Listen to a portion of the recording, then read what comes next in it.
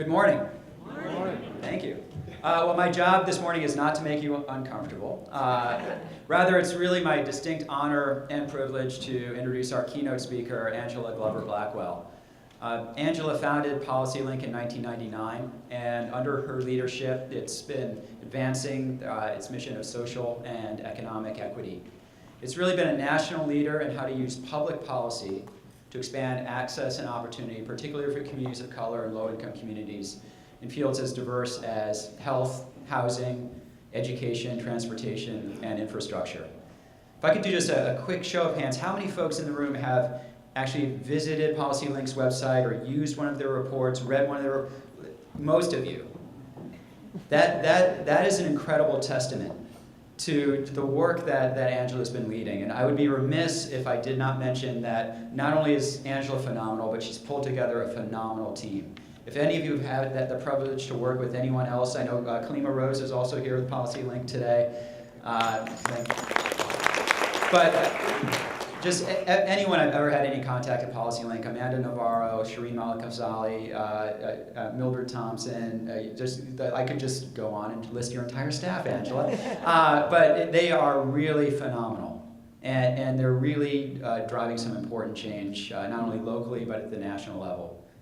And on a personal note, I want to say that PolicyLink's work has really helped us at Northwest Health Foundation figure out how we address equity, how we weave it into our goals and strategies, how we operationalize it. It's just been a tremendous partnership. And now it's time for me to get out of the way because you're not here to see me. But please join me in giving a very warm welcome to Angela Blackwell.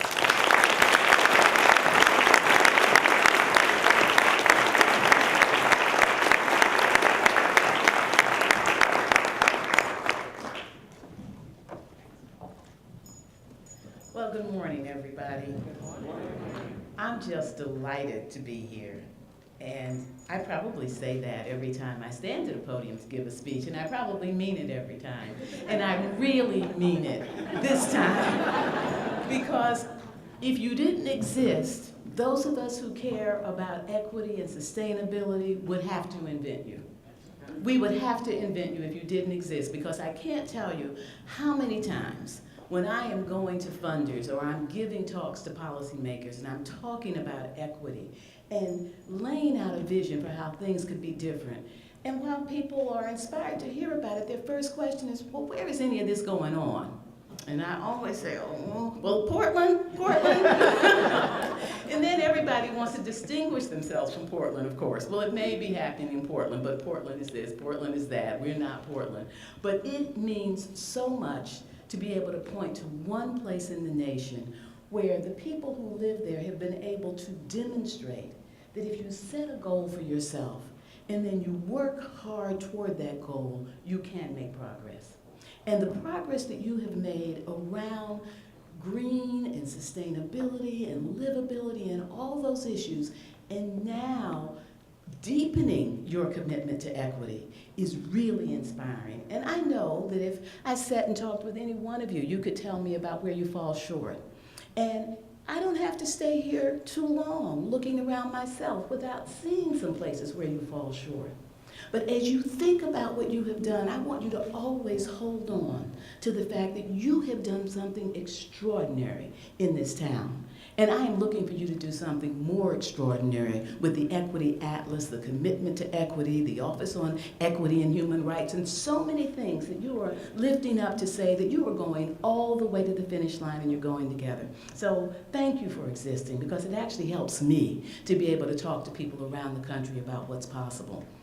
I spent some time here yesterday that was really quite terrific, because I had a chance to do the thing that I love, which is to see what's happening on the ground.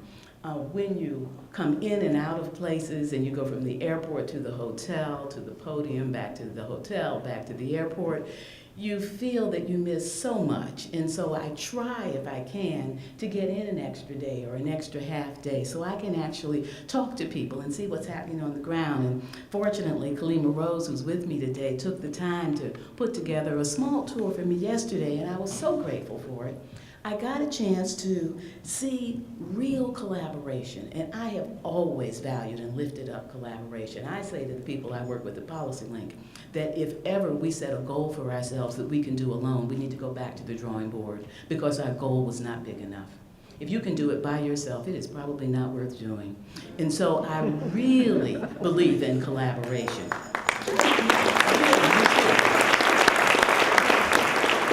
And the collaboration that I observed yesterday between Verde, Hacienda, and NEA was just really so inspiring. And I didn't just talk to the people who run in the organizations and hear stories about their collaboration. I saw their collaboration on the ground. I got to really walk across Cully Green Park and see the beds that are there and to talk with some of the people who were working. And it was really so good to see a community getting serious about looking at an area of the community that suffered from disinvestment and isolation and making it a priority, but not making it a priority in an add-on way. So we do this for most of us, and we do that for those who are being left behind, because after all, they've been left behind. This will feel like something important.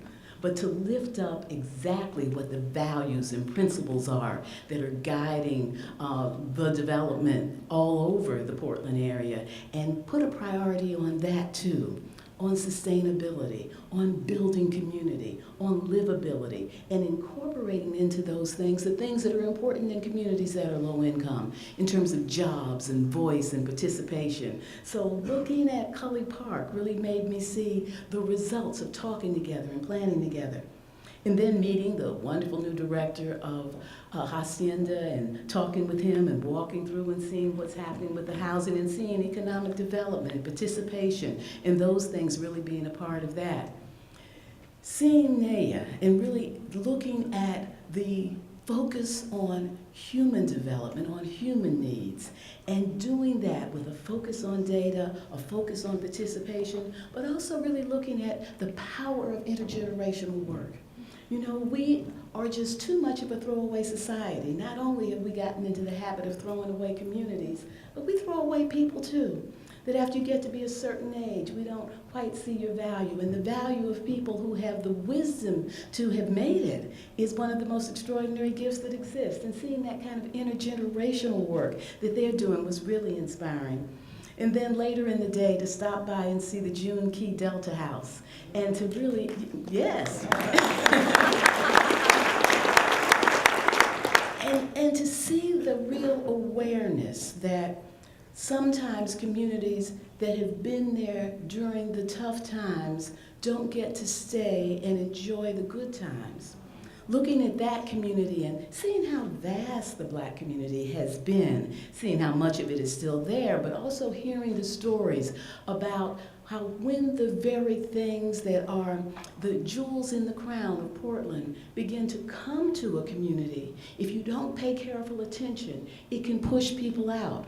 And while you may have places for biking and walking and density, if the prices, if the cultural atmosphere, if the attention that we pay to civic engagement and valuing everybody, if those things aren't present, we end up not quite getting what we hope for, which was that inclusive living that is so important. And seeing what the June Key Delta House is doing in that community, drawing people back, lifting up that living house as an example of the best that the nation is doing anywhere is happening right there in that community. It was really inspiring. I loved my time yesterday, and I really look forward to being able to do that every place I go. Our tagline is lifting up what works, and if I'm not seeing what works, I can't lift it up. And so it is so good to see what's happening on the ground.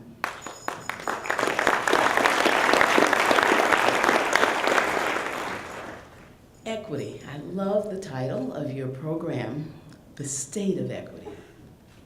Process, progress, and promise. You could actually have put that promise on both ends. I love the dual nature of the word promise, because on the one hand, it lifts up the possibility, and on the other hand, it lifts up the commitment. So I like that you had promise there too, but the state of equity, I like that because it suggests the gravitas that equity has to have. The state of equity, like the state of the union, the state of the economy, the state of equity. That's a really good way to put it. because equity is growing in its importance. And we have really been pleased at PolicyLink to see how much equity is taken off across the country. It's taken off here in a really big way, in the ways that you are really solidifying it into your plans and your processes and your assessments. But it really is taking off all across the country. And when you get at a moment like that, you really have to work harder and take advantage of the moment, because moments, as embedded in their name, they come and go.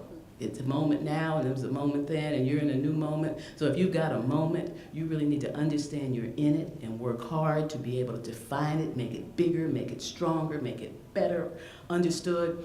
And so we've been really taking a hard look at equity. We started off focused on equity. Our mission is to lift and advance a new generation of policies that advance, that promote, that achieve economic and social equity. So we have always been about equity. When we started off 13 years ago, though, a lot of places hadn't thought about it, weren't framing it that way. It wasn't really ubiquitous. And we continued to push and pull. It was 10 years ago that I was here and blown away when I heard you were going to do that Equity Atlas. I remember, I think Kalima was with me then, and we just couldn't believe a community was taking equity so seriously that they were going to do the Atlas. And then we rejoiced when we saw it come out, and now you're all the way to 2.0, so the next one, 2.0. But equity is taking on some new dimensions right now. We are in an interesting time in this nation. We went into a deep recession, and while we'd like to think that we've come out of it, I think those of us who are, living in the real world know that we're still in it. We're still in it. We're making progress, but we're still in it because it was serious. It was deep. It was a hard fall, and it was a big wake-up call. And you don't just do this and move on from there. It really brought a lot of things sharply into relief. And one is that you couldn't have an economy that was based on a housing bubble and credit-fueled consumption. That just doesn't work. That's smoke and mirrors. That doesn't work. We really had to come to grips with the fact that we have a middle class that is vulnerable today. And it is that middle class that has made this nation strong, internally and on the global stage. That middle class that causes so many around the world to look to this country. And as we look at the state of the middle class, we know that it is vulnerable, and in many places it is shrinking. Those are things that we have to confront. And as we think about how to have a strong and stable middle class, how to be able to have an economy that works for all, we have to think about it alongside the other story of the 21st century in this country, which is the rapidly changed and changing demographics. In 1980, 20% of the population of the United States was of color: Native American, Latino, Asian, African American, and others. Now it's 36%. By 2042, the majority of all people who live in this nation will be of color. That is a big change over a relatively short period of time. We used to say 2050, but when the 2010 census came out, we realized that 2050 was off. It's going to be about 2042. What some people don't know, though, is that today, the majority of all babies born in this country are of color. By the end of this decade, and we know that we are rapidly moving through this decade, by the end of this decade, the majority of all children 18 and under will be of color. By 2030, the majority of the young workforce will be of color. And from 2030, the workforce is just going to go so rapidly, it's just going to make your head swim. As the baby boomers have retired and new workforce comes up, we're going to be a nation whose future will depend on the well-being and the contributions of people of color. Fate of the nation depends on what happens with people of color. The fate of the nation depends on what happens with people of color. If people of color do not do well, we collectively do not do well. The good news is this demographic shift is bringing exactly what the United States of America needs to thrive. One of the things that it needs is to be competitive in a global economy. What will make us more competitive in the global economy than being a world nation? Being a world nation. And the demographic shift means that we're becoming a world nation, that we have ties to the world, we have language connections to the world, we have cultural connections to the world. Imagine how that's going to position us moving forward in what is a world economy, that the world is shrinking. We really are all global citizens, whether we like it or not. And this nation has the ability to do that powerfully. We also know that in order to really be a vibrant nation, you really do need young people. You really do need a young workforce. The median age of white people in this nation is 42. For Latinos, it's 27. For African Americans, it's 31. So we know where the youth are going to come from. And it is such a gift as Japan and European nations are wringing their hands over the fact that their populations are aging and how they're going to be competitive. We have that young, vital group that we need to move forward. And we have seen that when this nation has been at its best, it's because people who've got skin in the game have really worked hard to be able to have schools that work for their children, neighborhoods that are safe and vibrant places. And the people who have skin in that game are very much the new communities that are emerging, communities that have felt on the outside and have wanted in. And so the equity agenda, just and fair inclusion into a society in which all can participate and prosper, while it continues to be a moral imperative, has taken on a new urgency. It's also an economic imperative. It's a democratic imperative. It is the imperative for the future. Equity is superior growth model. And so getting equity right really will determine whether or not we get anything right. And so this agenda that you have taken on for yourself is a powerful agenda, and one that you are going to help us around the nation figure out how to do. We are learning from you in many ways, and we're going to continue to learn from you in this way. And so what we're learning, the most important thing we're learning, is if you want to achieve equity, you got to go after equity. It won't trickle down. It won't trickle down. The Initiative for a Competitive Inner City, a group of people who have been concerned about business and economic development and corporate growth, but also concerned about inner cities, released a report this summer called Creating Equity: Does Regionalism Have an Answer for Urban Poverty? Can it? The answer that they came up with after careful study was this: that generic policies aimed at stimulating all economic areas within a region are unlikely to have a significant impact on most inner city economies. A distinct strategy for improving economic outcomes in distressed urban communities should be part of the regional policy framework. I thought that was really important coming from ICIC, because ICIC has been spending quite a bit of time over at least 20 years really trying to say there are markets in inner cities, why don't we make sure that the region is doing well and that we're tagging on some opportunities in inner cities. And they've now have said, if we don't focus directly on what is happening, if we don't have strategies that are aimed directly at equity, we're not going to achieve it. And so as we think about going forward, and by the way, I'm sure that these maps have pointed out that the demographic shift that I pointed out for the nation is your demographic shift too.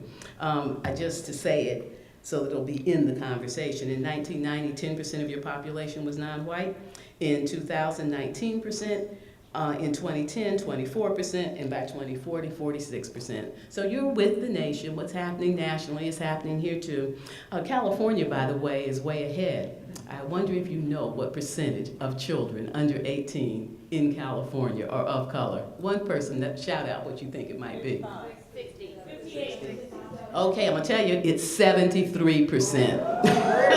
73% of children in California of color. So the nation is moving there very rapidly. So as we think about, what are we going to do to make sure that we put equity into this leadership role that it has to be in? Once you agree that it's not just something we do on the side, it's not just something we do after we get everything else done, it's not just something we do in our volunteer time so that we feel good about the way that we're spending our lives. We all have to be equity advocates, because getting equity right will determine your future. Well, one of the things that we need to do is to choose strategies that promote equity, sustainability, and prosperity. We have to choose those strategies that we're choosing every time we make a strategic decision.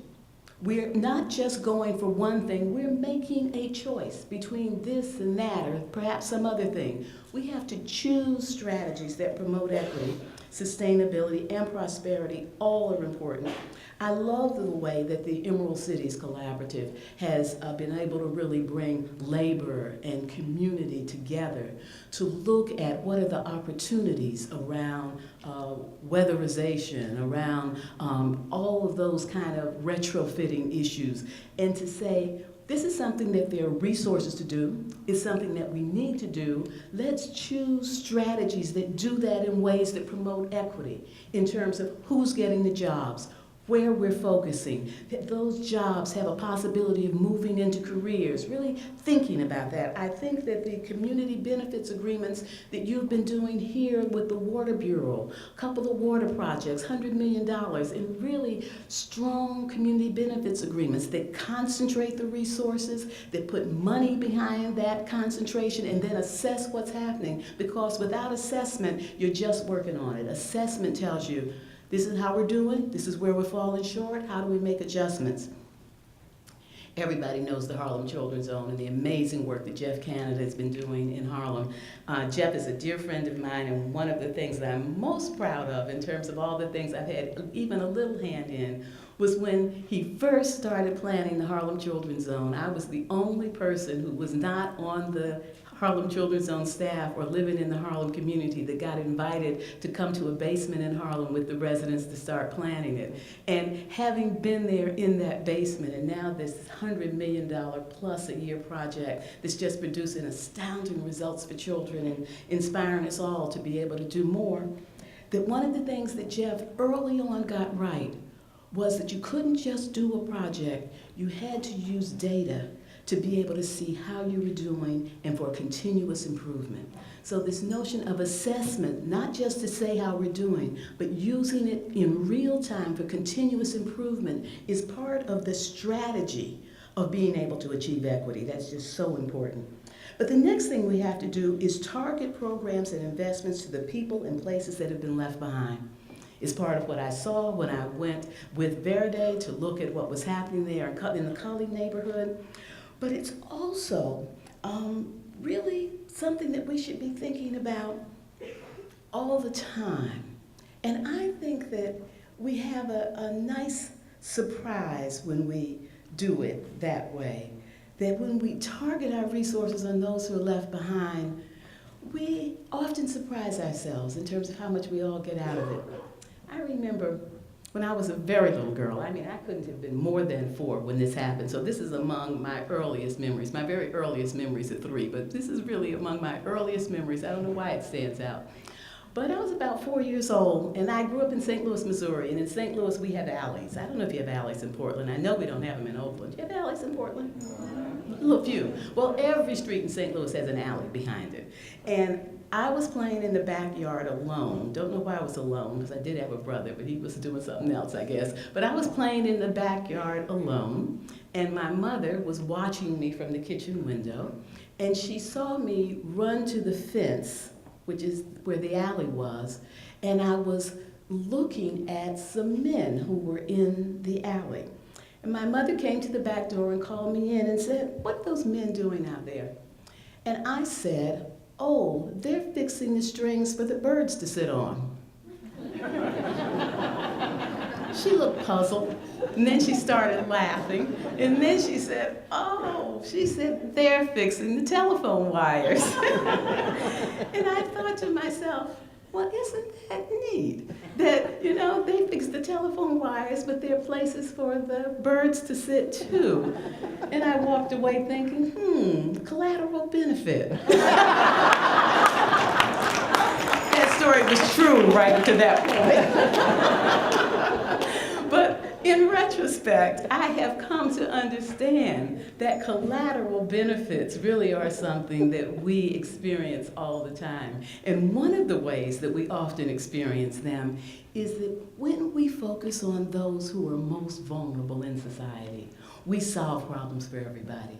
And for me, the classic example of that is those cutouts in the sidewalk.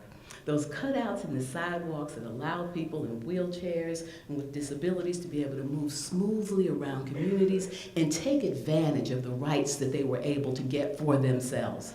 The Disability Act is not real unless you have those cutouts in the sidewalk that actually allow people to be able to maneuver. So they're there because of the advocacy of people who felt a particular vulnerability. But how many times have you been pushing a stroller and been so happy that those cutouts were there? You didn't have to pick up that contraption and walk curb to curb. How many times have you been, as I, pulling a suitcase across town and you're able to just keep going without missing a beat?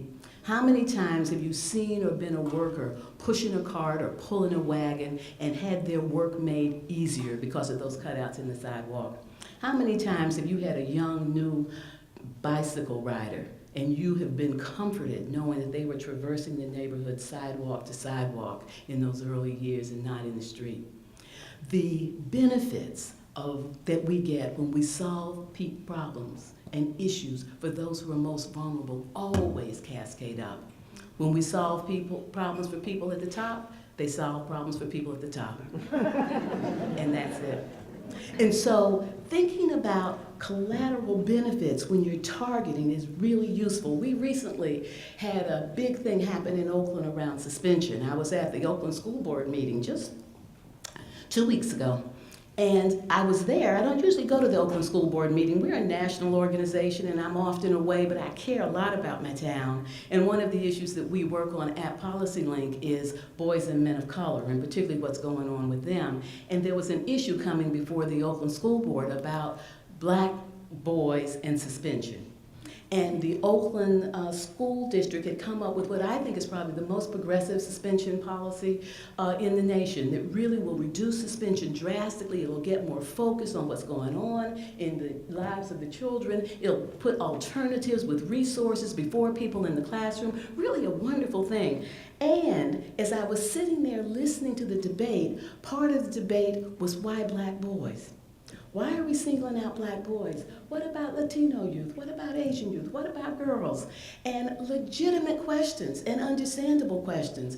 And as I thought about it, I actually recognized that this is one of those instances in which if you go to where there is the most disparity, if you go to where there is the toughest problem and you solve it, everybody will benefit. Because the policies that were being put in place were not policies that only do this if it's a black boy. This is the way we're going to change suspension, and we're looking at those who have the highest rate of suspension to come up with the policy, and then everybody would benefit from it. Everybody benefits when we focus on those where the issues are the toughest. I also think that that is exactly what we've got to do as we think about what you're doing here. I know that you've got a lot of things going where you are thinking about how you achieve equity. Well, if you're thinking about equity in work, you have got to take a hard look at what's happened to people who have been formerly incarcerated. And once you say that, you get there is to engage in an exercise that I think of as peeling the onion. So if you say, we want to make sure that the opportunities get to everybody, and you ask, who's having the toughest time? And you don't just say, we want to make sure that we measure how they do as we go forward. You ask, why are they having the toughest time? Why are they having it? How's it manifest? What are the numbers? Where is it manifest? Where's the geographic concentration? Who is it hitting? What are people's lives like? What are the issues that make it particularly difficult for people to access employment? Have we missed someone? Oh yes, we've missed that person. What's happening with them? If you peel the onion, very often you'll end up talking about race, you'll end up talking about place, you'll end up talking about historically what has been people's journey to get here. And one of the things you'll see, for example, if you look at employment and you look at what's happening with a lot of black and Latino men, you'll see that many people have been incarcerated. And then you gotta ask, but why were they incarcerated? And if what's happening in this community is anything like what's happening in the rest of the nation, a lot of people there because of petty offenses, because of drug-related offenses. Most people are there for reasons that have nothing to do with violence. People who really deserve, under any definition of deserve, another chance. Once you peel that onion and you get to that point, you come up with a strategy to say we have to make sure that they're included. And one of the things that stands in the way is people who are formerly incarcerated, when they go to apply for a job, there's often a box that asks that question. You check that box and your application goes in the round file. And so you even have a model of this in your community, and you need to take that model, study it, and try to advance it even more, because we need to make sure that everybody can at least get to an interview if what they have requires an interview. And we don't need to ever know about somebody's past mistakes if it doesn't have anything directly to do with that job. So we've got to really figure out how to move forward. That's a big part. We have to assess equity impacts at every stage of the process. And I think that the work that's been happening in King County is really amazing in that regard. It really is quite extraordinary. King County has taken very seriously the notion that equity matters. It matters all the time, and that you have to be really clear about what it is you're measuring and what it is you're trying to achieve as a result of that. I think that the work that they've done in terms of really having that annual the Equity and Social Justice Annual Report, which lifts up not just where they're falling down, but it disaggregates that information. So we're not doing well along this line, and let's disaggregate it. Let's disaggregate it by race, let's disaggregate it by place, and take a tough look at how we're doing. Because one of the tenets, I think, of saying you're about equity is you don't celebrate anything that you achieved if you're not achieving equity with it. That's hard. That's hard. Because we all want to be proud. We all want to be proud of what we've done. But if equity is the thing that you say you're going after, you can't have your celebration party when everybody did well, but, if there's a but, then you're not done yet. You're not done yet. And so I really like the way in King County they are disaggregating, and then they're judging their progress based on how they're doing by geography and race, because that's what's really important. They've really looked at this issue of incarceration, and they found out that they had huge disparities, and they made it a focus. They disaggregated their focus, so they targeted what they were going to do, and they have been able to decrease their incarceration rates by 21%, with the largest decrease being in the African American community, which had the biggest disparity. So that's what happens when you set a goal, when you target your strategies, when you disaggregate your data, when you measure what you're doing, and you really then hold yourself accountable for producing results. I really think that's a very important model. The other thing that we need to really make sure that we're doing is honoring participation. Because we can't do any of this if we are not ensuring meaningful community participation. Why is community participation so important? It's important because ultimately equity is about people. And if you're doing something that is about people, people have to be involved, helping you to understand the problem, evaluate proposed strategies and solutions, assess whether or not you're making progress, use their energy in full partnership to make sure that the thing is sustainable and it keeps going. I ask people, here today and yesterday, how is it that Portland has made so much progress on the sustainability, on the green agenda? It's amazing. I don't know if you're amazed by it. Maybe you're not. You live here. I'm amazed by it. Every place I turn, everybody I talk to, everybody has that uppermost in their mind. When I was out there looking at Cully Park, it was all about sustainability and green, talking about the wood that was being used, talking about the benches, talking about how everything is being put together. When I was over in Hacienda looking at the housing, there's conversations about sustainability and transit and those issues. When I was at the June Key Delta House, it was all about sustainability and green. That every place, when I was at NAIA, looking at their amazing headquarters and what they're doing with the back 10 acres and all that that's going to be, it is rare to go to a community and see that kind of consistency. So I've been asking people, how on earth did it happen? How did you get here? And the answer that I get back is participation. Participation. And that doesn't surprise me. I'm sure that everybody has a different moment when it started, that everybody has probably a different moment in time when you realized that it was going to really take hold. But participation is the thing that I have heard. And it doesn't surprise me because participation is key. If you get people involved and in simple everyday language, you ask them, what do you want? People will always tell you pretty much the same things. They want to live in safe communities where the air is pleasant to breathe, where the water is safe to drink, where the streets are inviting, where there are trees, where the kids are safe to be outside. To live in a community that you feel that you can pass on to your children and they can pass on to their children. To be able to know your neighbors and have a sense of community.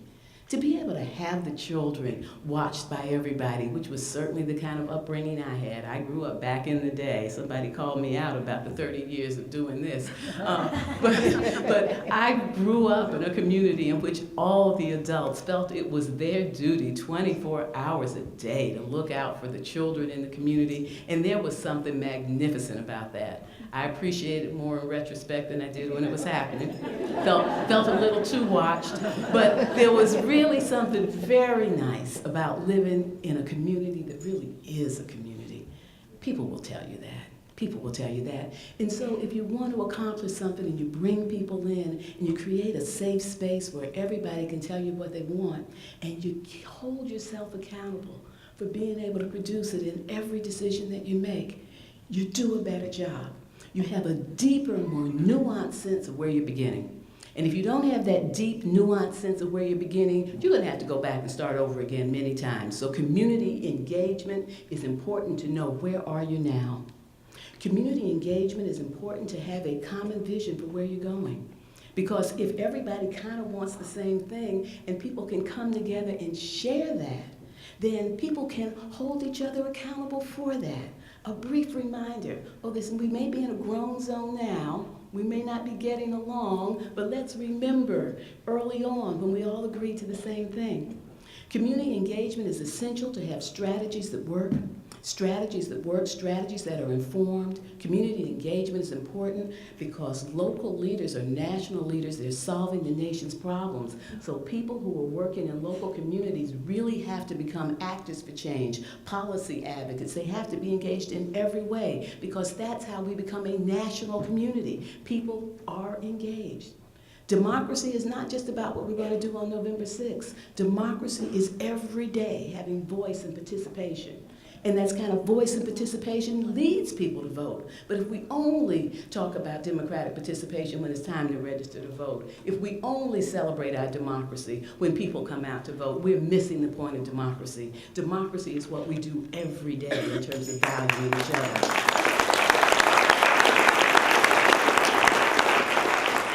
And so, as you move forward with your next phase of achieving equity, I think there's several things that I hope that you will carry with you.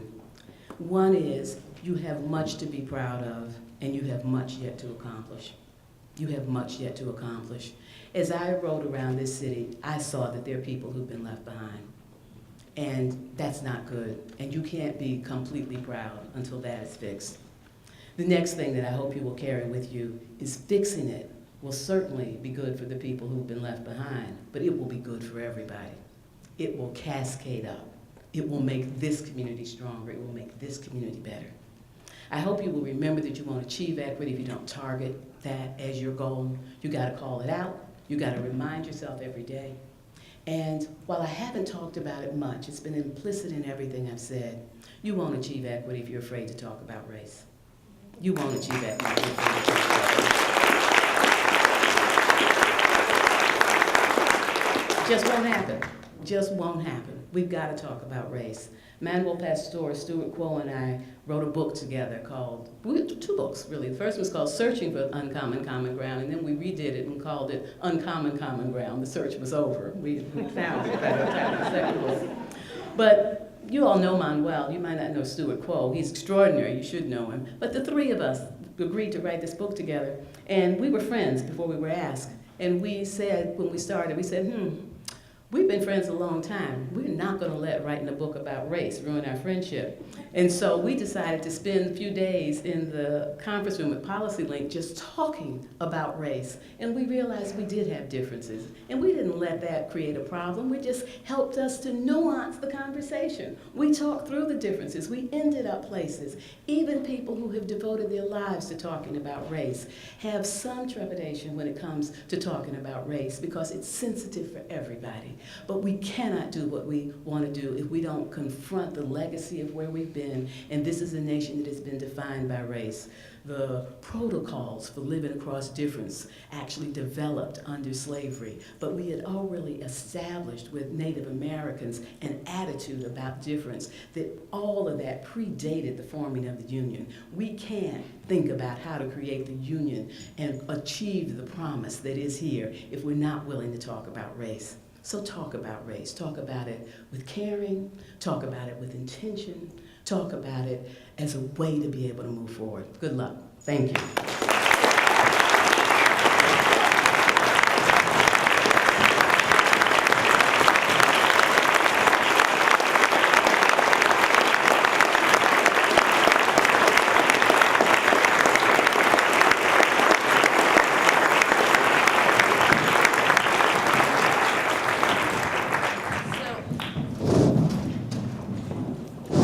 Very much for that. I understand that you may have questions, and I have time to answer some if you do. Yes.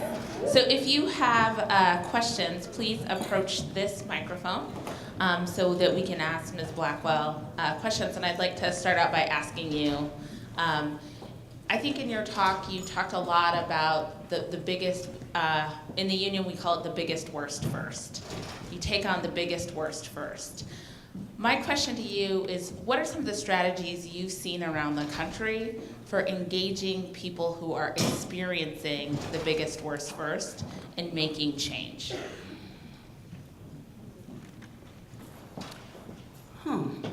Well, I must say, I thought I saw it yesterday. Being over in the colored neighborhood. I actually saw people who clearly live in a community that has suffered years and years of disinvestment. As I looked at the absence of complete streets, it was just so clear that it's hard to move around in that community. As I looked at the condition of some of the housing and some of the things when you move in community, you can just feel that this is a community that has not been valued. And yet, clearly, people were coming together. They were making their voices heard. They were being a part. I saw a video of people in that park doing the work that had to happen there. So I think that's one example. I think that there's a Promise Neighborhoods implementation grant in Minneapolis called the Minneapolis Achievement Zone. And I went and spent some time with them and met a woman, Mrs. Jones, who no longer had children in the schools, but she had been a real activist when she did have children in the schools. And she's in charge of the community engagement. And I saw and heard about the way that she was engaging parents as part of the Promise Neighborhoods effort to say, here's your role in the achievement that we are expecting to have for your children. Here's what you have to do. Create a quiet place where your children can study. Create a time when they have to study. Ask them what's happening in school. Make sure that they get to school every day. It was just 2 or 3 things, and it was things they could do. They didn't need to have a high school diploma to be able to do it. There were things they could do. And she was telling me about how she went door to door and she met with families, and she had families bring other families into their home so she could sit and talk with them about the Achievement Zone and what their role was. And then she told me a very moving story about a woman whose son, not the one that was in the school, ended up in trouble, in jail, and she called Mrs. Jones because she trusted Mrs. Jones. And when Mrs. Jones showed up, she reported that even though that's what she'd been dealing with that day, that she had done the 3 things. You know, it's just, to me, that's community engagement. That's community engagement, that you take it so seriously that other people feel taken seriously, and you create a space where they can all come together. I also think that you find fabulous community engagement around some of the work that is happening with the Sustainable Communities Initiative. It might not be all the way to the grassroots level, but it's getting close to it. And what it's doing is it's saying your transportation decisions, your planning decisions impact your life. Learn how to get to that table. And as I have seen people really struggle to get to those tables, it has just filled me with awe.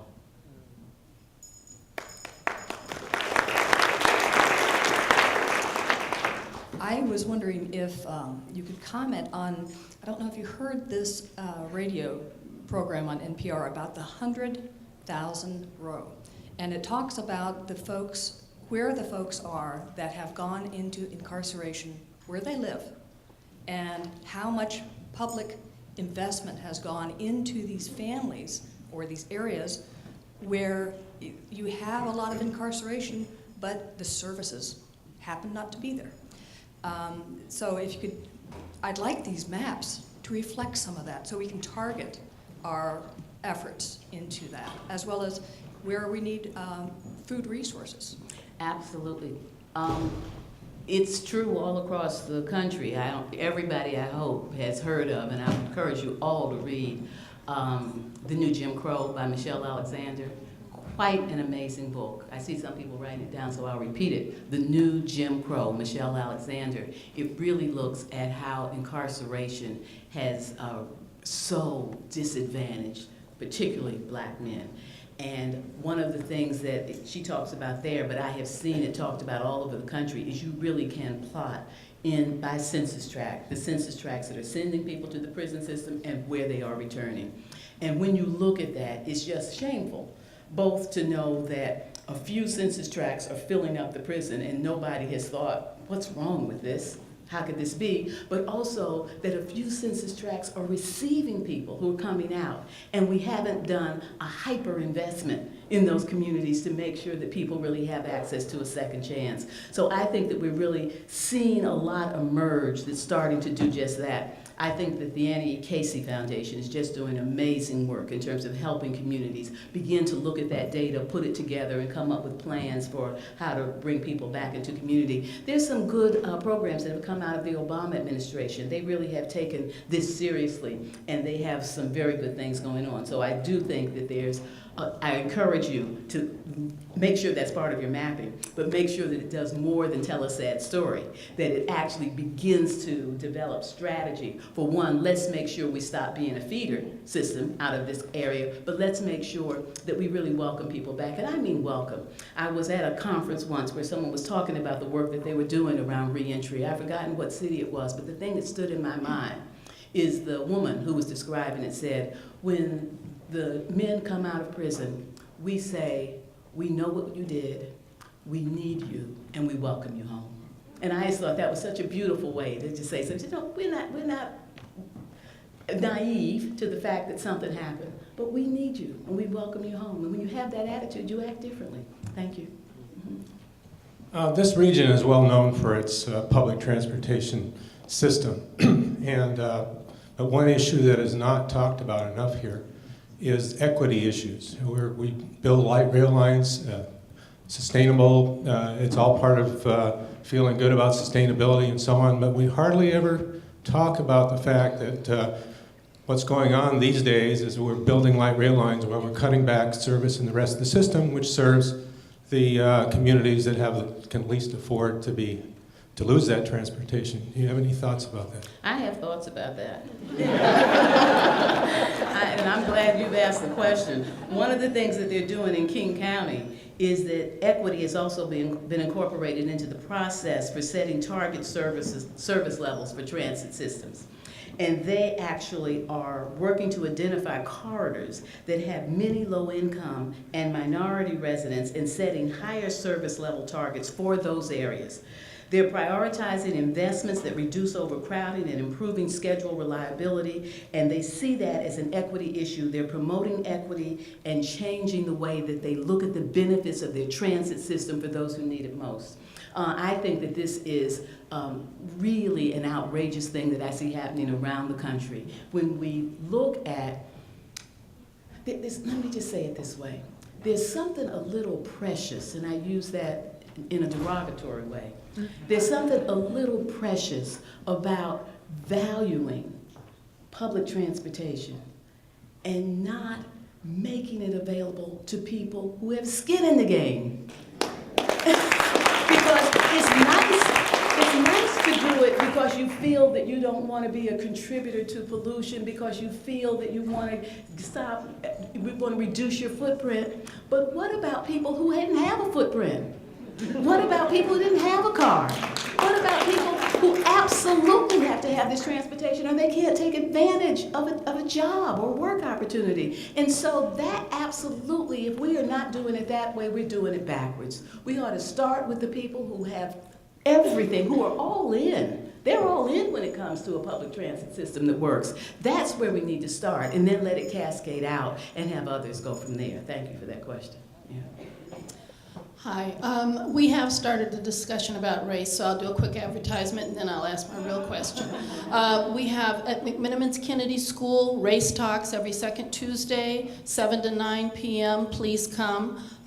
It's not as deep as we want to get it. We've just scratched the surface, but please come and we'll get deeper.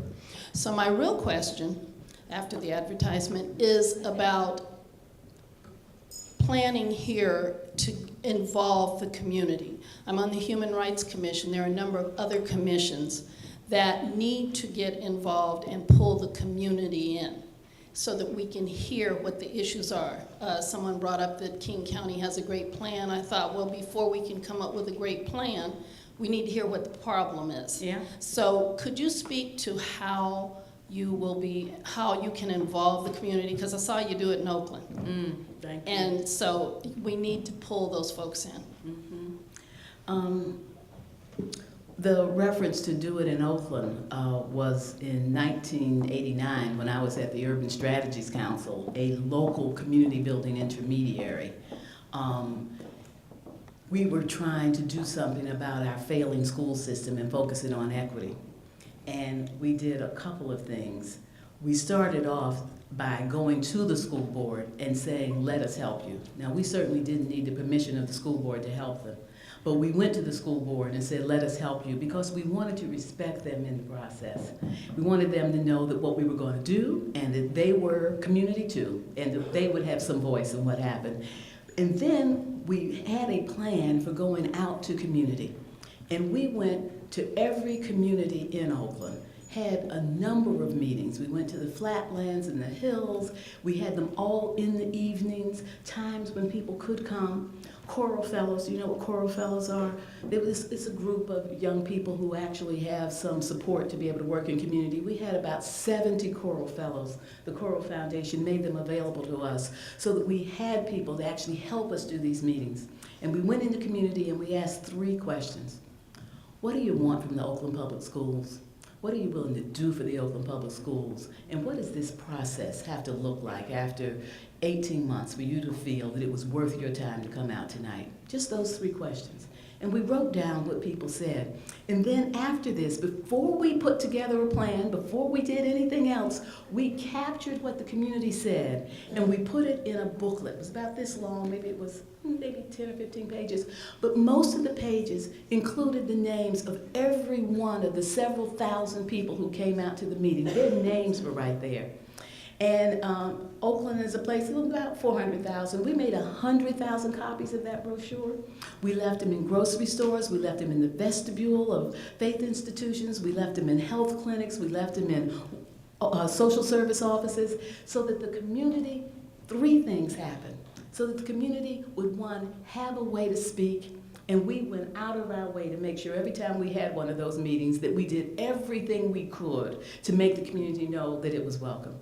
We wanted to make sure that people felt that they were heard. That's why we did the brochure. We put their names in there, because often people come out and they say, well, what was that about? Nobody will ever get back to me. Get back to people. And then we use their sense of what it had to do for our system of accountability, for the community to see that that was happening. And a long time after, because it took a while to put together the plan, but the night that we presented that plan to the Oakland School Board, they had to move to an auditorium so many people in the community came out. And so I think that that's the kind of thing that you have to do. You got to know that you can't do your work without it, and you got to convey that to people. If people know that you're needed, they will come.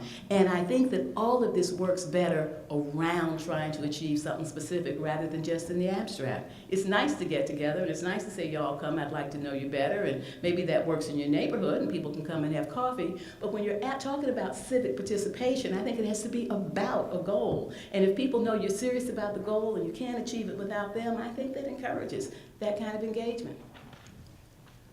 Good morning, Angela. I have this thought, and it is the people, the communities within themselves actually can heal themselves, actually can make them grow. And it seems that what I would like from you to ask you is there a way to, you know, all these people here, they're agencies and things. Is there a way to, you can make a, what do you call that? Sign up sheet? Wave a magic wand and let them know. I know why you couldn't think of it. Wave a magic wand and let them know that, hey, you really need to get into that community. Because the people that I don't see here are the communities that people are saying they're working with. The communities of color. The people that really want to be inspired, that need to be inspired by you, are not here. And is there a way to maybe you can encourage our colleagues here to say, hey, sponsor someone next year if I come around, and the importance of that, because I'm easily inspired, and when I'm inspired, I know that I can change my community, and it doesn't take an agency to do that for me. I think that you just did it. I think that you just said it, and I couldn't say it any better than you, but I will share this, that a few years ago, decided that I was not going to go into a room and complain about who wasn't in the room. I just made that decision. I might have a complaint, but that I wasn't going to make a complaint. Because I think the truth of the matter is, whatever you're going to achieve, you're going to start achieving it with the people who did come. The people who did come. That even if the first thing they do is to take your suggestion and go out and bring someone the second time, it's because they chose to do it and because they did it. I also, a few years ago, made a commitment to myself that for any group that feels that it is often misunderstood, whether it's people who are Black or Latino, or people who are with disabilities, or people who are gay or lesbian, or whatever it might be, that if I'm in the room, their back is covered. That if I'm in the room, their back is covered. And I fail at that every day because I cannot cover everybody's back because I have not had their journey. I don't know it, but I can try every day. And if I'm really trying, I know that I've got to go talk with them. And if I'm really trying, I know that the person I tried to explain your situation to will understand it better if next time you're there with me. And so I think those two things of valuing the people who are in the room because they're the ones who are going to start the change, that you have to carry the obligation and to know that you can't carry it. But once you start trying to carry it, you'll know who you need to be able to go all the way. And I got to go. Thanks.